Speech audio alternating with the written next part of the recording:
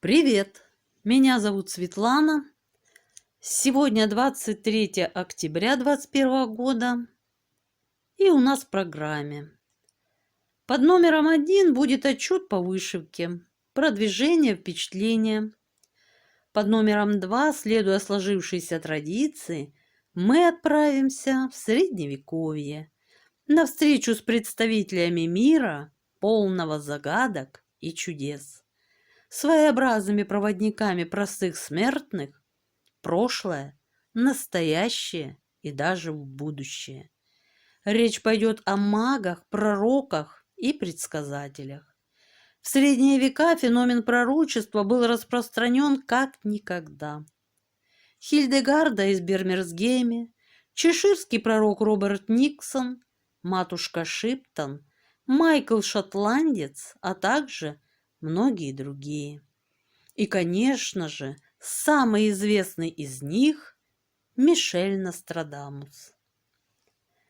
Ну а пока вернемся к первому пункту программы, к отчету. Напомню, друзья, я вышиваю картину, которая называется «Любимая мелодия». Схему разработала творческая мастерская «Артель Белый кролик», которую, в свою очередь, схему разработали по картине известного итальянского художника Евгению Эдуардо Зампиги.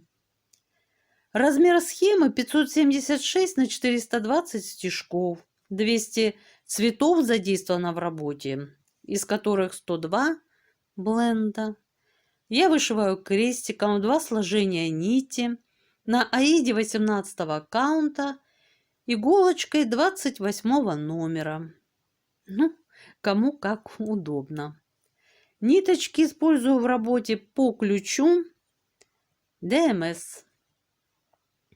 Ну вот, друзья, сейчас я возьму вас на руки и перейдем непосредственно к вышивке. Да, друзья, но для начала я бы хотела показать на превью, где мы с вами находимся. А находимся мы с вами чуть левее кувшина желтенького, возле которого курочка изображает из себя хамелеона, пытается замаскироваться под кувшин. Так вот, в левой части от кувшина скатерть захватываем и идем, захватывая горлышко от вышеупомянутого кувшинчика, немного шаг вправо и поднимаемся на полшага вверх. Далее двигаемся вправо, захватываем стол. Наша цель – ножки Джузеппе, а также стола. Далее идет ручка от кувшина, в котором, скорее всего, хранится вода. Еще немного вправо захватываем комод и благополучно поднимаемся вверх. Захватываем девицу, ее предплечье, всевидящее око, горшочек с кашей, облупившуюся штукатурку, тень от ситечка и до упора. В общем, 25% работы готово. Вот как это выглядит. Вот так. Вот такой кусочек уже вышит. Ну а теперь, друзья, сейчас я немного вас еще поукачиваю и будем смотреть на вышивку. Уже с одного ракурса охватить все не получается. Вот он, наш Джузеппе. Привет, голубчик. Розочка выглядывает в надежде, когда до нее дойдет очередь. Дойдет, Розочка, дойдет. И вот то, о чем я вам только что рассказывала. Вот оно, горлышко от кувшина. Ой, где моя ручка? Постоянно ищу. Вот она. горлышко от кувшина. Как замечательно просматривается, видно, понятно, четко вырисовывается. Замечательно, нравится мне очень. Складки скатерти. Вот они. Не довышила, друзья, до конца, потому что нужно было уже снимать видео, так как потом у меня не будет возможности такой. Поэтому не совсем законченный вариант. Ну ничего, закончим немного позже. И вот, друзья, на прошлой неделе я занималась грациозными ножками нашего Джузеппе, его чулочками такими голубенькими. Вот он, хорошенький. А также вот виднеется одна ножка стола, чуть-чуть захватываем ее, и вторая. Стол немножко вот так в бок стоит, там облокотилась наша розочка и идет немножко вот так в сторону левый край. Ну, чтобы было понятно, что где. Затем уже у нас начал появляться комод. Вот он. Тоже старенький, потертый, но дорогой для них. И вот ручка от кувшинчика, в котором они хранят воду, видимо, ходят по воду. Это будет вышиваться все позже. Ну вот, чулочки особой сложности не представляли. Все вышивалось замечательно. Мне нравится результат. Аккуратненько. Кажется, чулочки тепленькие у него. Вот такое ощущение, мягенькие. Замечательные. И ножка какая резная, округленная. В общем, мне все нравится. Складочки у скатерти. Все реалистично, натурально и объемно. В общем, на сегодня, друзья, мне все нравится и устраивает. Да, вышивается, конечно, нелегко. Можно представить себе, как вышивалось горлышко, но зато какой результат. Да, напомню, уровень сложности 5 из 5 возможных. Вышиваю по цветам, по электронной схеме Сага. Выделяю участок в 2100 крестиков и от меньшего к большему. Так и продвигаюсь слева направо вот такими полосками. Дойду. Вот на прошлой неделе вышила носочки, ножки, все нормально, комодик. Думаю, а ну-ка, закончу я, наверное, ножки Джузеппе. Нет, не получилось. Все-таки пошла в начало строчки очередной. Ну, вот так. Ну, так мне нравится, так мне привычно. Так я и делаю. Так, друзья, сколько же за прошедшую неделю свободное время мне позволило вышить? 4700 крестиков я вышила за прошедшую неделю. Да, ударно, по-взрослому удалось мне повышивать. Результаты хорошие, конечно. Вот, ну, это благодаря тому, что появилось время просто чуть больше.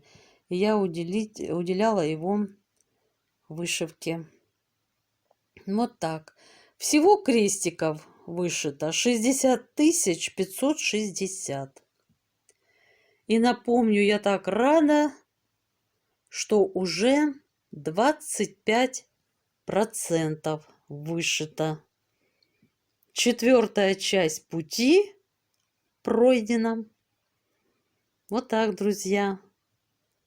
С вами это делать легко и весело. Вот так.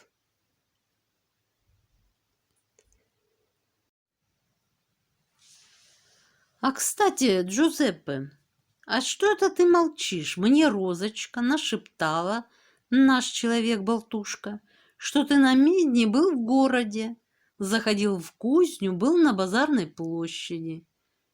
Кстати, когда будешь у нашего друга-любимчика винодела в соседнем монастыре, передай ему, что в скорости у него будет готов брат от Людмилы Джуренко. Вот радости будет. Но вернемся к нашей теме. Оказывается, ты из города принес массу новостей. Мне все уже Розочка рассказала, но хотелось бы подробностей. Говорят, переполох в городе принес причаливший к берегу огромный пиратский корабль «Жемчужина». Пираты передали на берег почту, морской закон святое. Весь город гудит, что хозяйка корабля Анастасия, мир сквозь пяльцы. Видели Роджера с корабля потом туманным вечером на веранде береговой таверны с бутылкой рома. Не умолкая, рассказывал о недавних странствиях, как попали в штиль, во время которого видели прекрасных русалок. Одна из них, поблескивая в лунном свете украшениями, совсем близко подплыла к кораблю, и все, кто был на палубе, слышали, как она едва уловимым шепотом произносила слова, совершенно неразличимые, но в которых явно угадывалось одно имя — Елена, Селена Кростич. Затем случился шторм. Тут Роджер разразился руганью, вспоминал тысячами чертей, посылал на чью-то голову гром и молнию, стучал протезом по мокрому деревянному полу веранды, но, опрокинув в себя очередную порцию рома, продолжил свой рассказ. Они чудом во время того шторма остались живы. Не налететь на скалы им помог маяк, замечательный маяк от Наташи Д. Народу в таверну все прибывало. Всем хотелось послушать о невероятных приключениях, да еще и из уст самого Роджера. Звенели монеты, разливался ром. Хозяин таверны в грязном замусоленном фартуке не успевал подавать жареных цыплят с зеленью. От плотного дыма выкуренных трубок было не продохнуть. Блеснув единственным глазом, чудом уцелевшим в одном из сражений, пират обвел взглядом всех присутствующих, ухмыльнулся и продолжил свои воспоминания.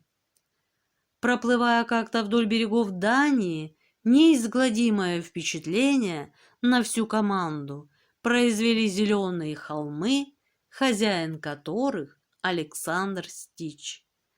Затем Роджер, в очередной раз затянувшись глубоко трубкой, медленно выпуская длинную струю дыма, мечтательно произнес, что неплохо было бы ему бросить наконец-то якорь где-нибудь в тихой гавани. Когда-то давно в далеких турецких краях он встретил и на всю жизнь полюбил Хюррем, портрет которой, созданный Оксаной Степанчук, он возил с собой и по сей день. Всю жизнь он мечтал завести волков. Когда-то в далекой юности, будучи в лесной чаще, ему довелось увидеть стаю волков, принадлежащую Ирине Дончиновой. Красивые, сильные, смелые, волевые и бесконечно преданные своей хозяйке животные произвели на него тогда неизгладимое впечатление на всю жизнь.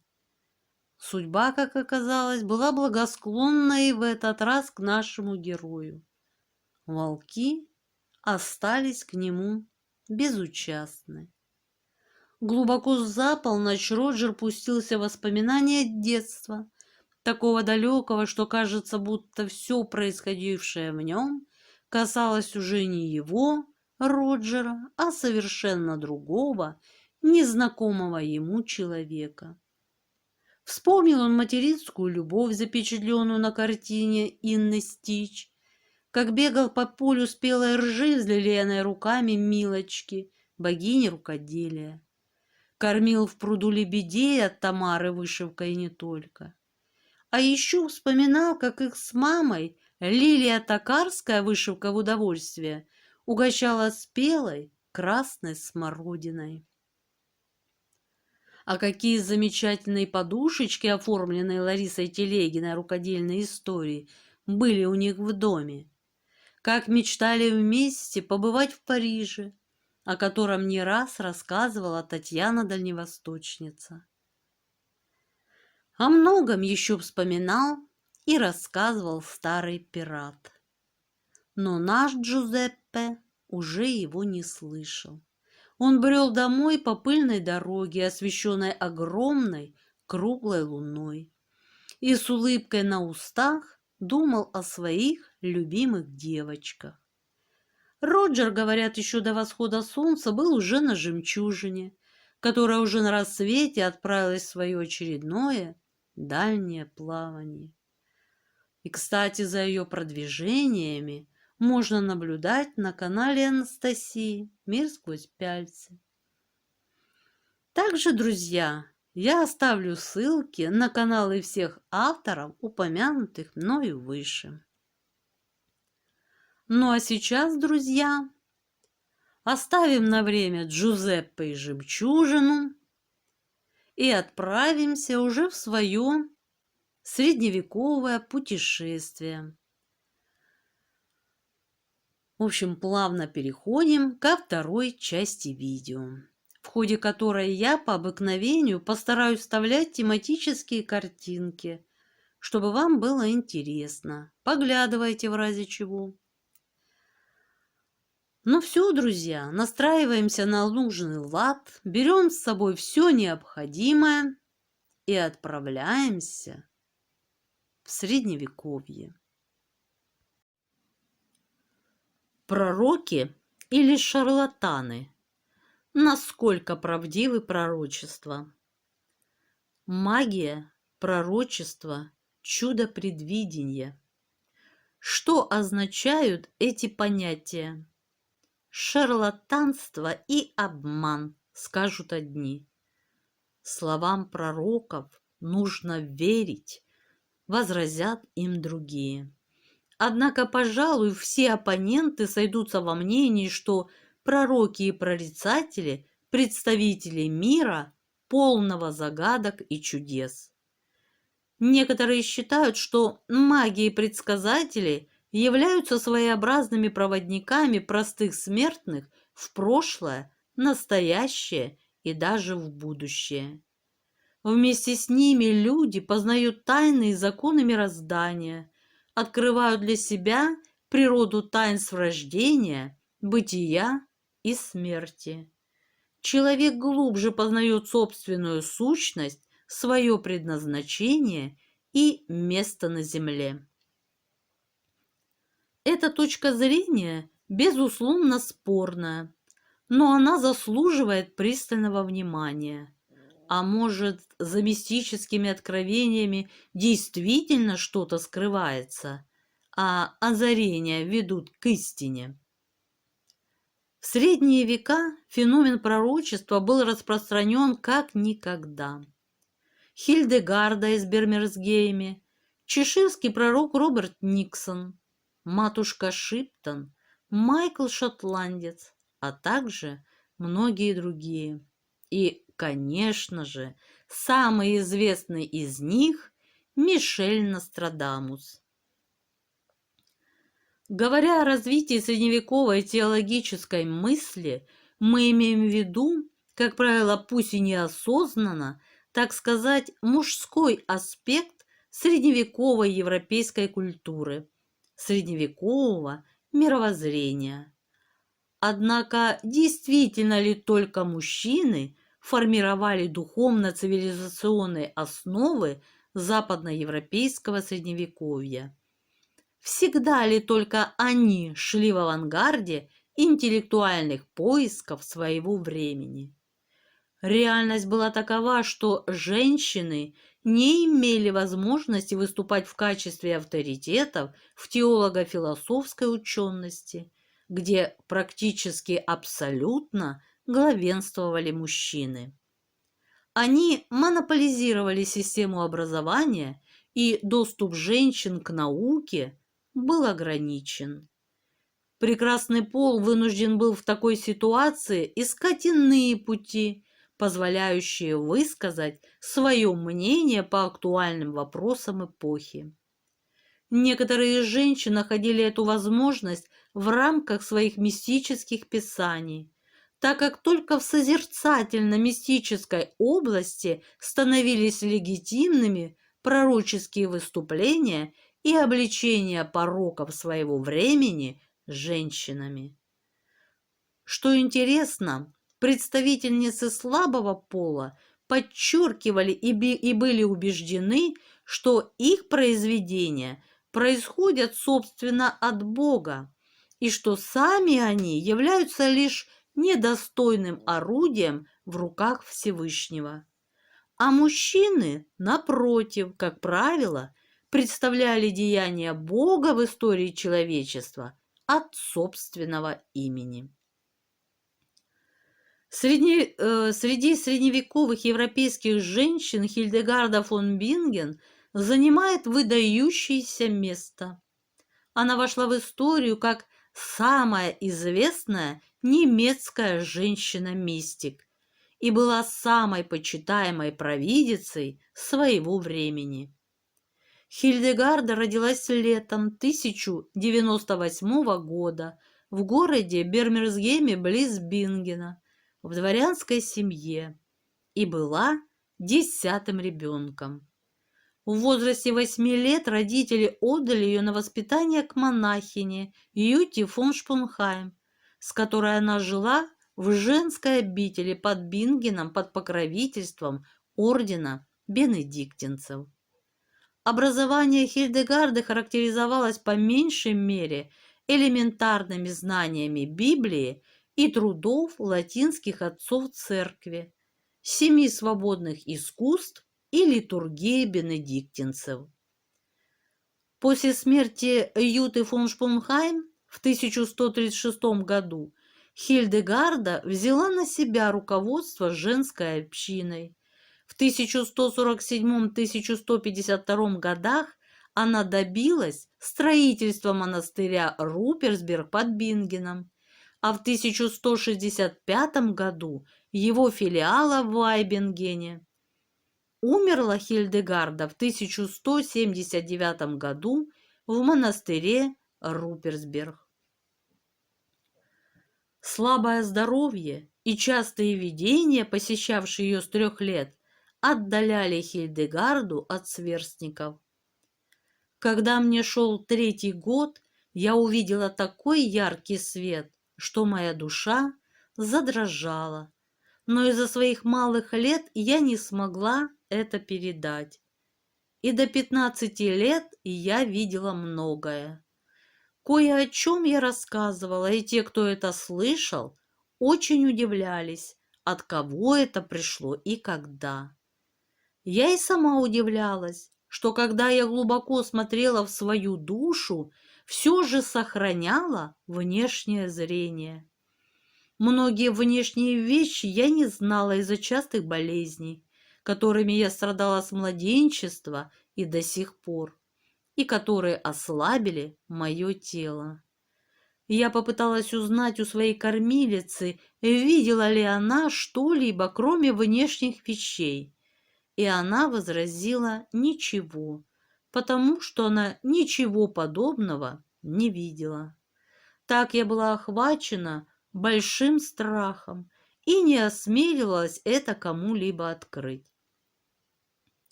По сравнению с прочими, после Хильдегарды осталось на удивление много сохранившихся в монастырских архивах документов, текстов, рисунков. В 1141 году Хильдегарде было видение чрезвычайной важности. Разверзлись небеса, и ослепительный свет необычайной яркости насквозь пронизал мой мозг. В одно мгновение она постигла смысл писаний философов и святых отцов.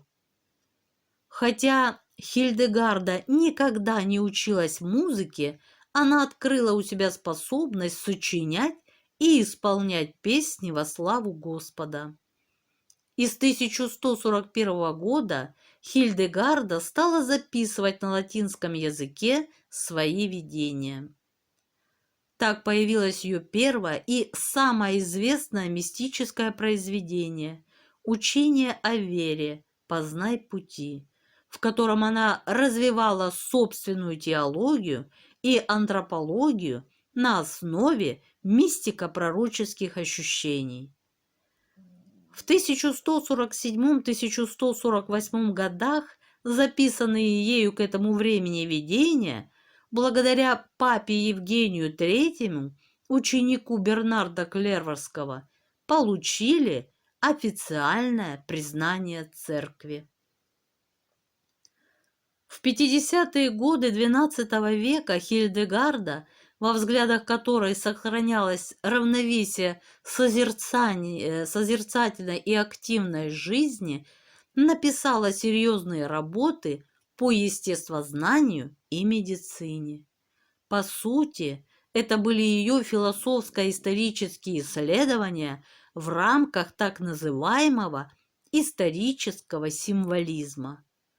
В мистических работах Хильдегарды, как и у других женщин-мистиков, мы находим постоянно повторяющиеся представления о себе самой как о ничтожной женщине, ограниченном человеке с женской слабостью, необразованной и недостойной.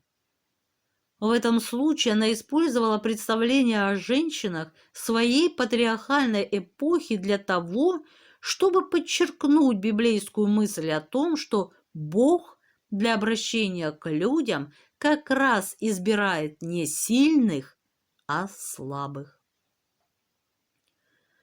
Существует предание о том, как Хильдегарда начала записывать свои мистические озарения. Она услышала голос, повелевавший ей описать на бумаге увиденное, однако не смогла решиться на это и тут же заболела. Восприняв недуг как проявление Божьего недовольства, она начала поступать так, как ей повелел голос. Болезнь тут же отступила, и Хильдегарда почувствовала прилив сил. Видения сияющего света, сопровождаемые сильной болью и последующим приливом энергии, регулярно повторялись вплоть до смерти Хильдегарды в 1179 году. Они были необычны тем, что посещали ее наяву. При этом божественный голос объяснял смысл являющихся ей символов и образов. Хильдегарда много писала о научных, философских и моральных проблемах, а также о драгоценных камнях, травах и медицинских аспектах их применения. Кроме того, она сочиняла стихи и музыку, которая до сих пор оценивается знатоками весьма высоко.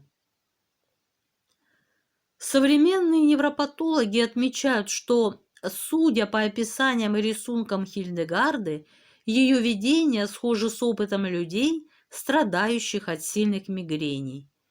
Но они не в состоянии определить, были ее видения следствием мигрени или болевые симптомы явились частью самих видений.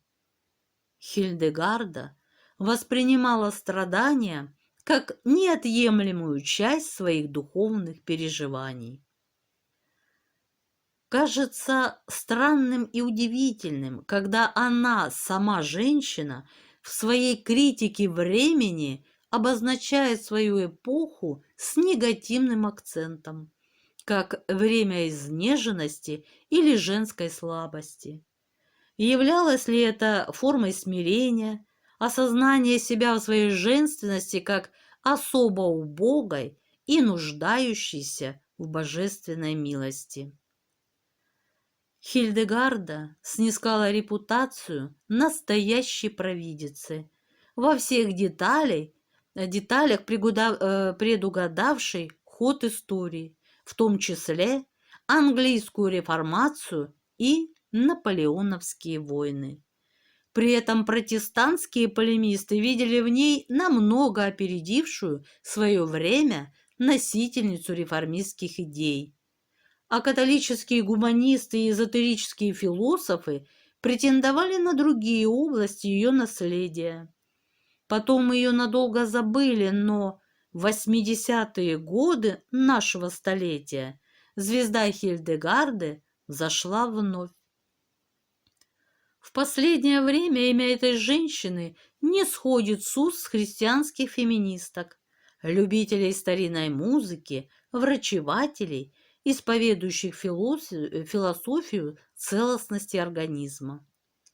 В 1998 году, когда праздновалось 900-летие со дня рождения Хильдегарды, в основанное ей аббатство в Рейнской области, ныне место пребывания процветающей бенедиктинской общины, хлынул поток паломников. И все же, несмотря на столь высокую популярность Хильдегарды, папа Иоанн Павел II отклонил просьбу о завершении процесса ее формальной канонизации, приостановленного в 1243 году, и причислений к учителям церкви. По всей видимости, наиболее свободомыслящая женщина Средневековья не выглядела в его глазах достойным образцом для подражания в новом тысячелетии. Роберт Никсон, известный как Чеширский пророк, согласно легенде, в 1485 году, накануне Босфорского сражения, увидел кончину короля Ричарда III на поле брани. Кроме того, он будто бы предсказал гражданскую войну в Англии и свою смерть от голода. О пророчествах Никсона вспомнили в 1914 году, накануне Первой мировой войны. Предсказание о медведе, освобождающемся от цепей, было отнесено к России, а слова о льве, помогающем орлу, ассоциировались с помощью, которую оказывал английский экспедиционный корпус французской армии. Однако многие высказывания Роберта Никсона вызывают недоумение. Противоречивы мнения и о личности самого пророка. Кем он был, где жил. Самые ранние из дошедших до нас пророчеств, приписываемых Никсону, обнаружены в рукописи конца XVII века. В книге «Жизнь Никсона», относящейся к XVIII веку, говорится, что пророк в 1603-1625 годах при Якове I был помощником пахаря. Это был приземистый, с большой головой и бессвязной речью крестьянин. Прослышав о славе предсказателя, сам король Яков I послал за ним, но тот боялся и говорил, что умрет при дворе от голода. Эти слова Никсона вызвали всеобщее веселье. Умереть от голода при дворе. Позже Никсон все-таки оказался при дворе, и его содержали на всякий случай при кухне. Как-то повара увидели, что он пробует и облизывает мясо.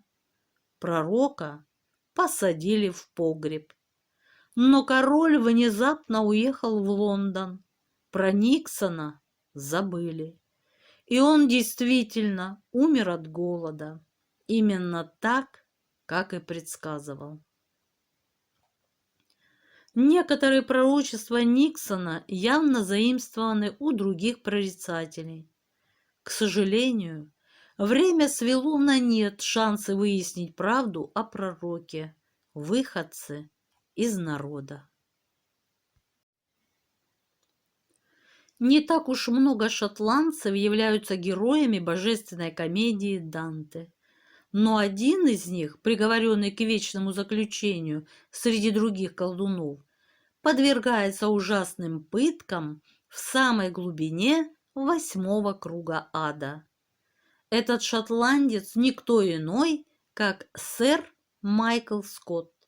Майкл шотландец, ученый, мыслитель и наставник Папы Римского. Скотт родился в 1175 году в Файфе, по мнению одних, или Борделе, по убеждению других. Оба города претендуют на подобную честь и слагают самые фантастические мифы о нем. Таинственная деятельность Майкла Шотландца, возможно, величайшего ученого Европы XII века, принесла ему звание пророка и мага еще при жизни.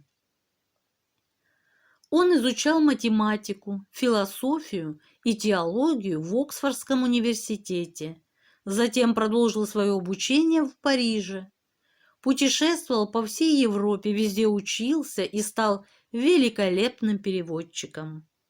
Слава сэра Майкла достигла своего пика в испанском городе Толедо, где он, находясь в замке Муриш, перевел на латынь множество арабских книг.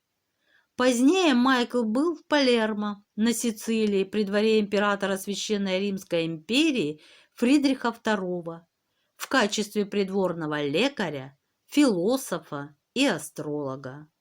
Его интересовали главным образом астрология и достижения арабов, с которыми он старался познакомить Запад. Во времена Майкла Шотландца память о крестовых походах еще была жива в памяти людей. Восток пугал, и, возможно, именно поэтому репутация Скотта была подорвана его страстью к восточной и арабской литературе. В Толедо он одевался в арабском стиле, и неудивительно, что в это ксенофобское время любой человек, поддерживающий и понимающий восточную культуру, вызывал определенные подозрения. О Майкле говорили как о великом пророке и маге. В более позднем фольклоре перечисляются даже сотворенные ученым чудеса. Так, вблизи границы Шотландии он якобы расколол Эйлденский холм на 3 части, а Великую Римскую дорогу в Англии, известную как Уотлинг-стрит, называли мостовой Майкла Шотландца. По слухам, он проложил ее за одну ночь с помощью дьявола. В распространенной в графстве Камбрия легенде говорится, что когда Майкл Шотландец отошел от дел, он поселился в здешних краях. Впоследствии распространились слухи, будто расположенный поблизости замок Уолси был построен в XVI столетии специально для того, чтобы хранить его секретные произведения. В 1629 году одному из посетителей показали книгу, якобы принадлежавшую перу сэра Майкла. Она висела на железном гвозде в замке. Никто так никогда и не осмелился прочитать ее. Говорят, Майкл Шотландец предсказал, что его постигнет смерть от упавшего сверху камня. Поэтому, видимо, из предосторожности он постоянно носил стальной шлем. К несчастью, по одной из версий, во время мессы в Италии он снял его при вознесении даров и был убит свалившимся с крыши камнем. Английские легенды утверждают, что Майкл похоронен в аббатстве Мелроуз. Урсула Шиптон, известная как матушка Шиптон, йоркширская пророчица XV века, по популярности и приписываем ей точности предсказаний, уступает только Нострадамусу. Предполагают, что Шиптон предсказала изобретение автомобиля, телеграфа, самолетов, подводных лодок, железных кораблей и даже строительство огромного выставочного зала в Лондоне, так называемого Хрустального дворца. Колесницы поедут без лошадей, и несчастные случаи наполнят мир скорбью. Мысли будут перелетать по миру в мгновение ока. Люди будут гулять под водой, и ездить, и спать, и болтать. Люди по воздуху будут летать. Железо не будет тонуть в воде, подобно деревянной лодке. И в Англии поднимется стеклянный дворец. Ходили слухи, что матушка Шиптон – дитя дьявола, наделившего ее пророческим даром и часто навещавшего свою дочь в облике зверя. Однако историки все больше сходятся во мнении, что, скорее всего, такой женщины никогда не существовало. Все сведения о ее жизни и пророчествах производят впечатление литературной мистификации. В самых ранних публикациях ее произведений, датируемых 1641 годом, нет ни слова из процитированных выше пророчеств. Рифмованная версия пророчеств Шиптон впервые появилась в книге Чарльза Хайдли, изданной в 1862 году. К этому времени был уже возведен Хрустальный дворец в Лондоне и работал телеграф. Да и большинство других технических изобретений или были сделаны, или их появление ожидалось в ближайшем будущем.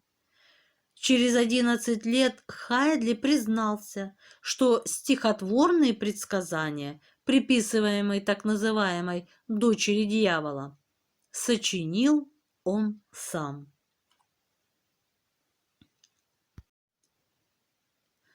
Средневековая Русь тоже представлена в интернациональном обществе провидцев и мистиков. Василий Немчин, русский мистик, астролог и прорицатель, жил по легенде за 1,5 века до Нострадамуса. Он родился, как принято считать, в 1376 году, где-то в районе Полоцка. Впрочем, все факты его жизни из устных пересказов, так как достоверных письменных источников не найдено. По одной версии в семье старообрядцев, по другой – в семье потомственных астрологов. Упоминается, что некий Немчин был личным врачом Василия II Иоанновича. Большую популярность обрела книга пророчеств Василия Немчина относительно русской истории, в которой ему открывались картины, и ангел небесный перстом писал на небе и на облаках картины будущих событий. Над книгой предсказатель трудился 30 лет. На ее страницах пророк рассуждал о будущем России, мира в целом, и изложил ряд ценных философских умозаключений. Том вышел очень объемистым. Труды Нострадамуса составили бы 1/10 часть этой книги.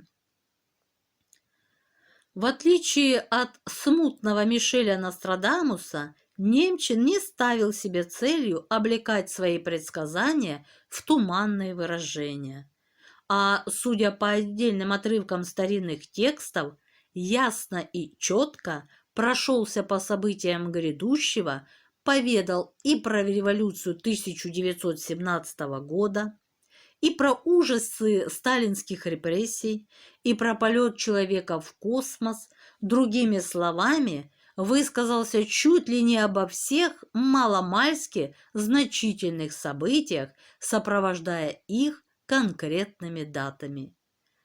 К примеру, на 1945 год Немчин пообещал радость великую на Руси, а год 1990 назвал временем бегства бесовского, когда Россия окажется накануне полного распада и уничтожения, и под видом возрождения былого величия будет уничтожаться то последнее, что еще осталось.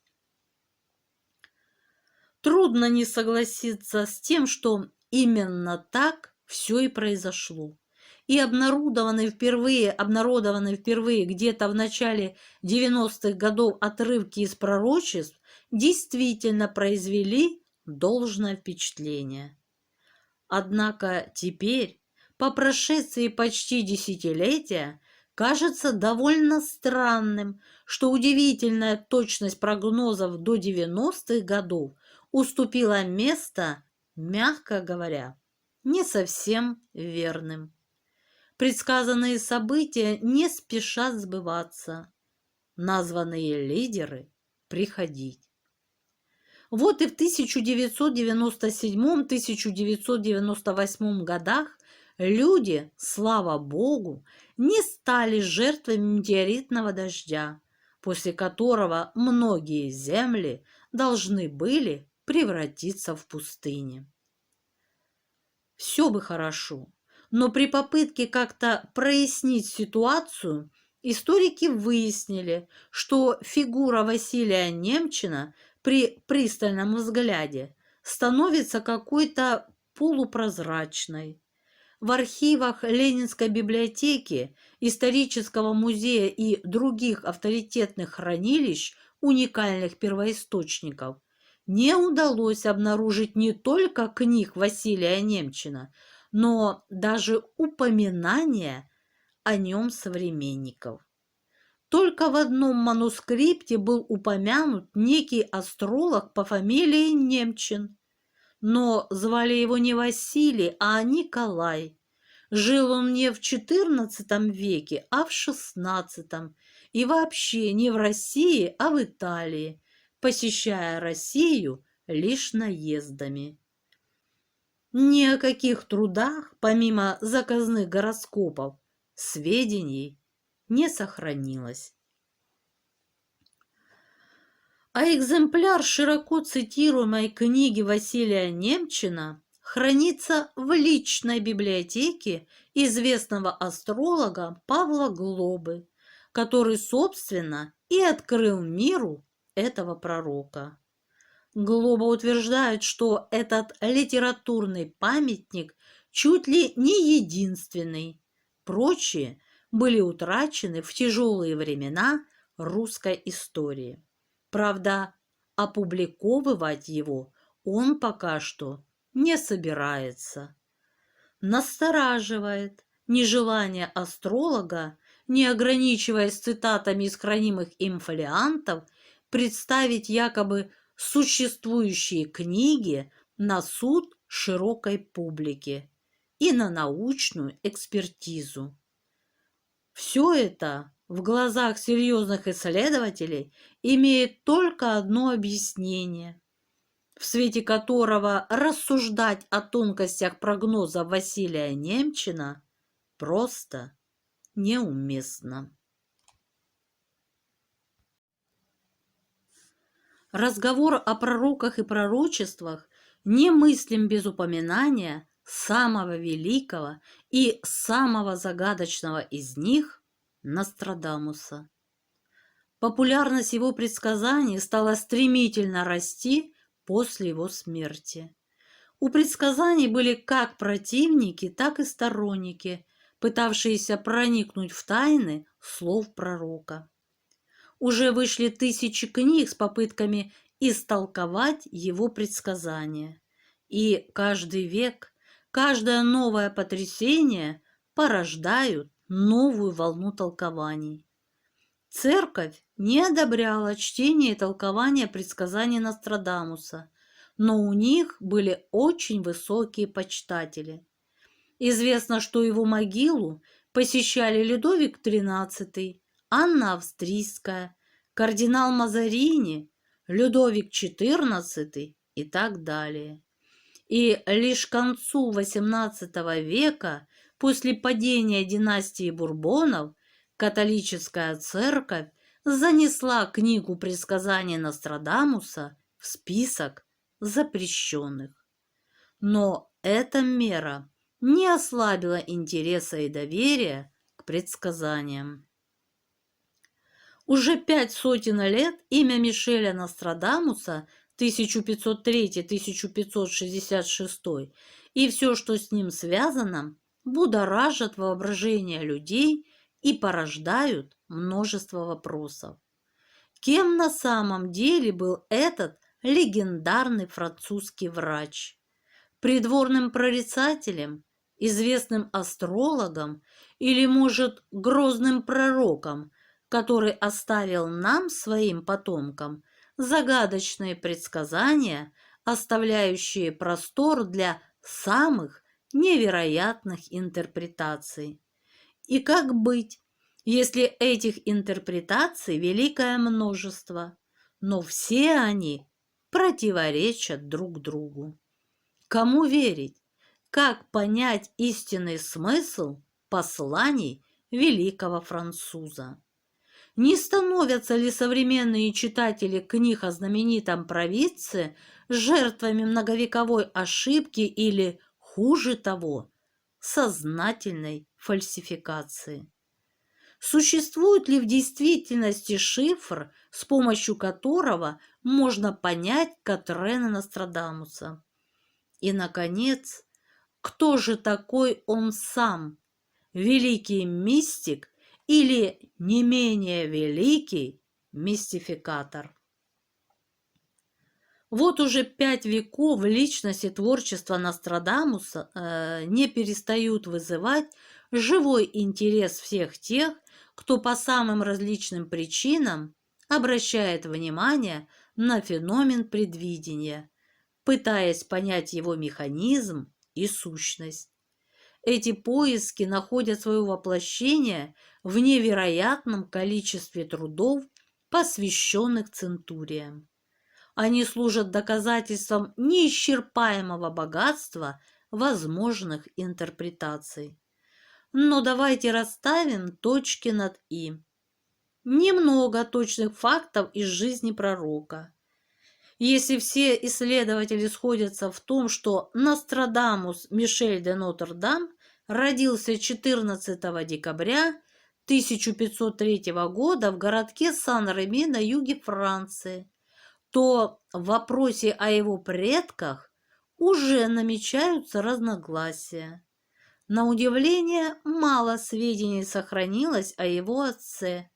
Одни считают, что он был крещеным евреем по имени Хайме Нотр-Дам и торговал зерном, а другие полагают, что его звали Жан де Нотр-Дам, и он был нотариусом. О матери Мишеля тоже почти ничего не известно. Зато намного больше сведений сохранилось о его дедах, причем никто не говорит о том, что они были евреями. Дед Мишеля по матери, Жан де Сан-Реми, был известным врачом. Дед по отцу, Пьер де Нотр-Дам, тоже преуспел на медицинском поприще. Мишель вырос в большой дружной семье, опекаемой как родителями, так и обоими дедами, каждый из которых стремился передать внуку свои знания. Дед Жан учил его началам математики, латыни, греческому и древнееврейскому языкам.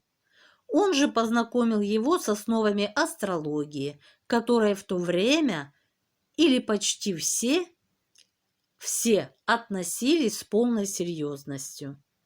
После смерти Жана домашним образованием Мишеля продолжал заниматься дед Пьер, а затем родители послали сына учиться в Авиньон, недавнюю папскую столицу, ставшую теперь средоточием гуманитарной учености. Там он изучал философию, грамматику и риторику.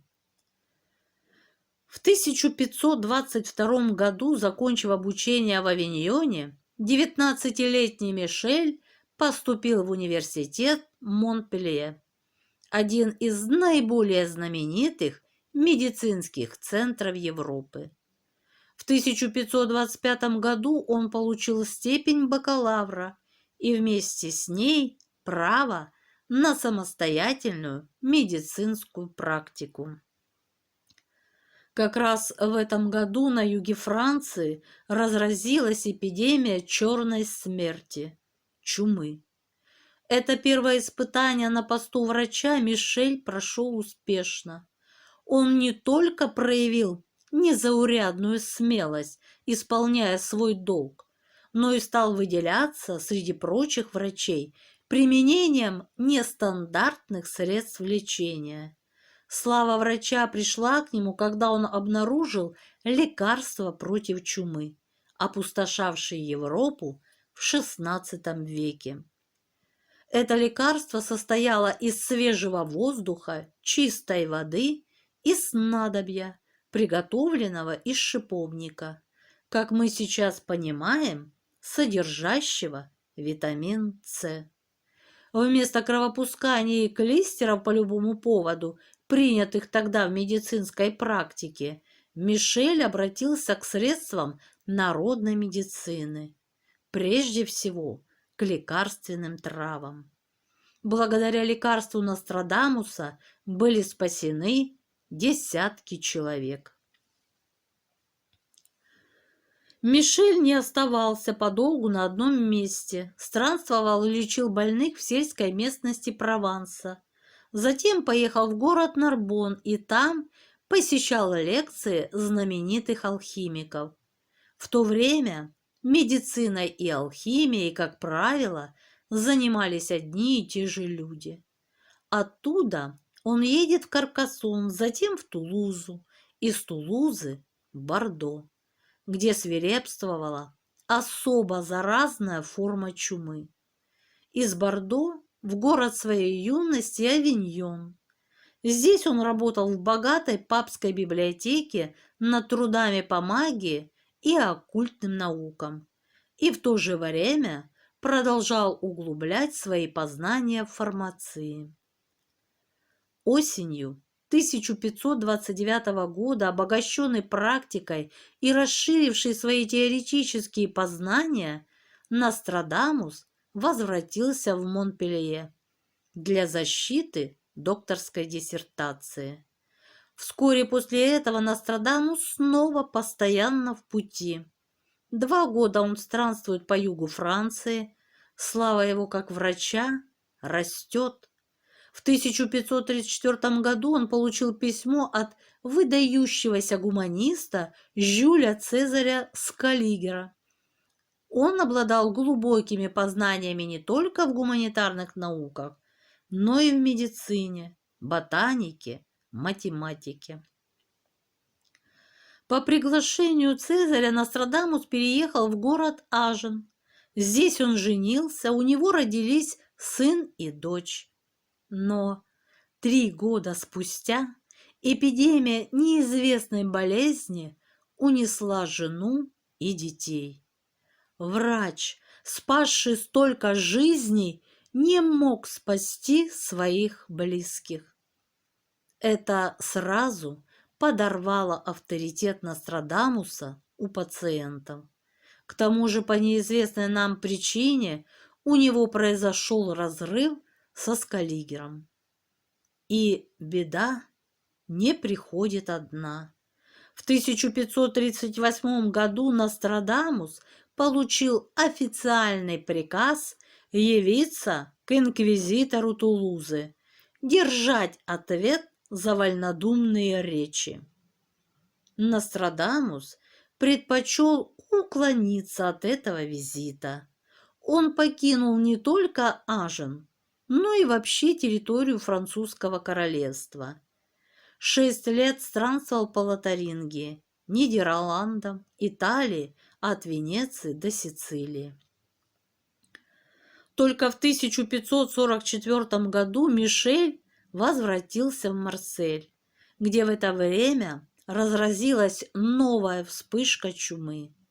Отсюда его пригласили в столицу Прованса Экс, где эпидемия приняла особо грозные размеры. Местные власти и верхушка общества бежали из города. Лавки закрылись, улицы поросли сорной травой. Паника в Эксе достигла такого размаха, что, по свидетельству очевидца, люди заворачивались в 2 простыни и устраивали себе похороны при жизни. Неслыханная вещь. Нострадамус прибыл в город 1 мая 1546 года и сразу взялся за работу. Он применил здесь составленные им пилюли. Все, кто пользовался ими, писал он впоследствии, спаслись. И наоборот. За эту работу парламент Прованса наградил Нострадамуса пожизненной пенсией. Получив таким образом, хотя и скромную, но гарантированную материальную базу, ученый обосновался в маленьком провинциальном городке Солоне. Приблизительно в это время он ощутил в себе пробуждение пророческих способностей. Там он вторично женился, и у него родилось 6 детей, 3 дочери и 3 сына.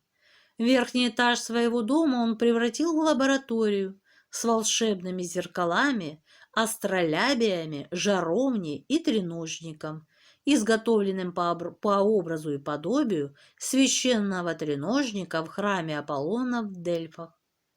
Дом Нострадамуса на улице, носящей ныне его имя, сохранился до наших дней.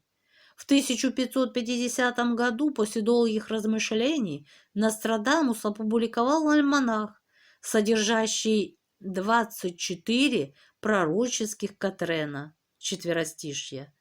Популярность альманаха у публики превзошла все ожидания автора, и до конца жизни Нострадамус был просто вынужден выпускать подобные альманахи каждый год. Здесь, в этом городе, он почти безвыездно прожил до самой смерти. Он по-прежнему занимался медициной и практиковал. Интересовался мелиорацией и оздоровлением климата. В 1554-1559 годах при его содействии был построен канал, оросивший засушливую местность. Водой из этого канала до сих пор пользуются 18 деревень. К знаменитым центуриям Нострадамус приступил в 1554 году. Спустя год были опубликованы первые 4 части, каждая по 100 катренов. Последняя, 10-я часть центурий, увидела свет в 1558 году. Считается, что в одном из катренов этой части Нострадамус предсказал свою смерть. Легенда гласит, что вечером 1 июля 1566 года он сказал своему помощнику, пожелавшему ему доброй ночи: «Утром меня уже не будет в живых». И на утро его нашли бездыханным на полу кабинета.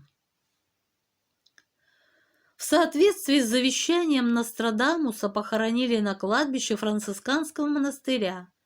На надгробии написано: «Здесь покоится прах Мишеля Нострадамуса, единственного из смертных, волею небес удостоенного милости записать своим почти божественным пером события грядущих лет. В его завещании был один странный пункт, гласивший, что тело его должно быть похоронено стоя. Что магистр хотел этим сказать, неведомо.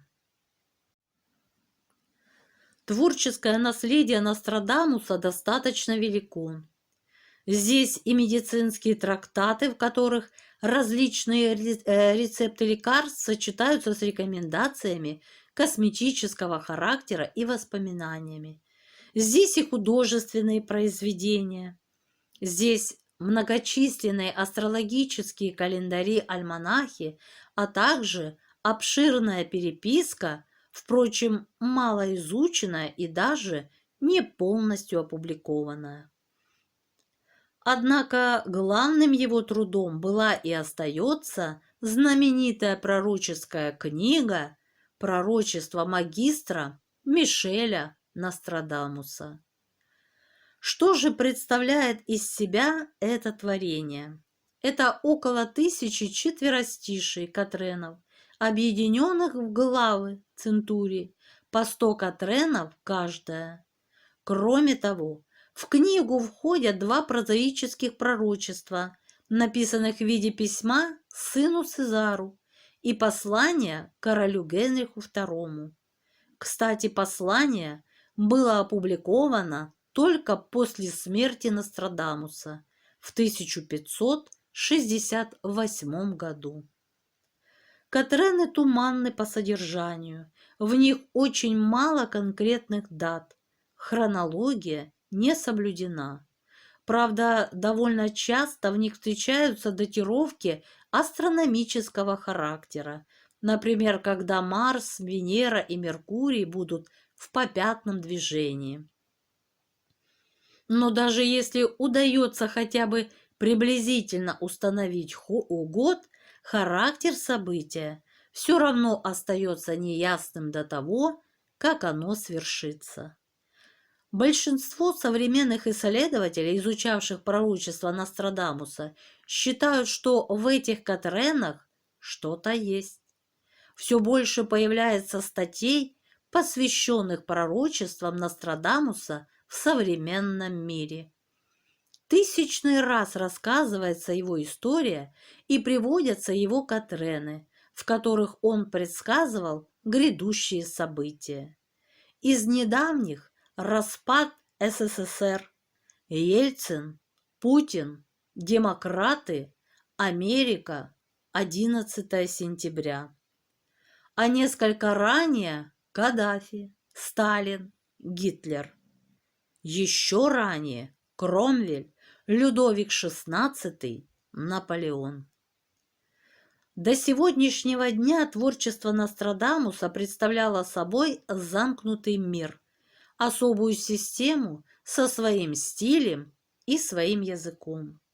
Его толкование часто становилось произвольным из-за нехватки достоверных примеров для сравнения.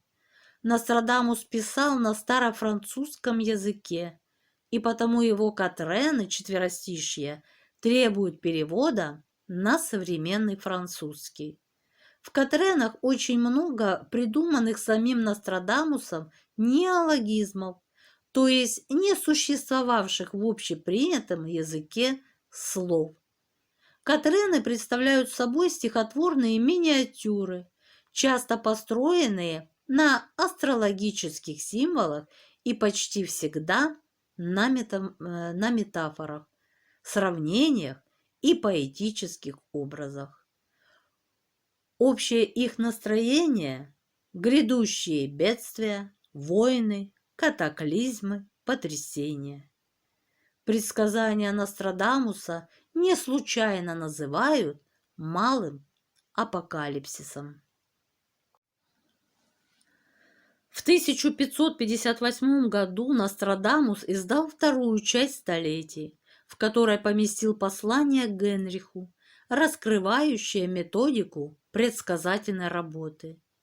«Мои ночные пророческие расчеты, — пишет он, — построены скорее на натуральном инстинкте в сопровождении поэтического исступления, чем по строгим правилам поэзии.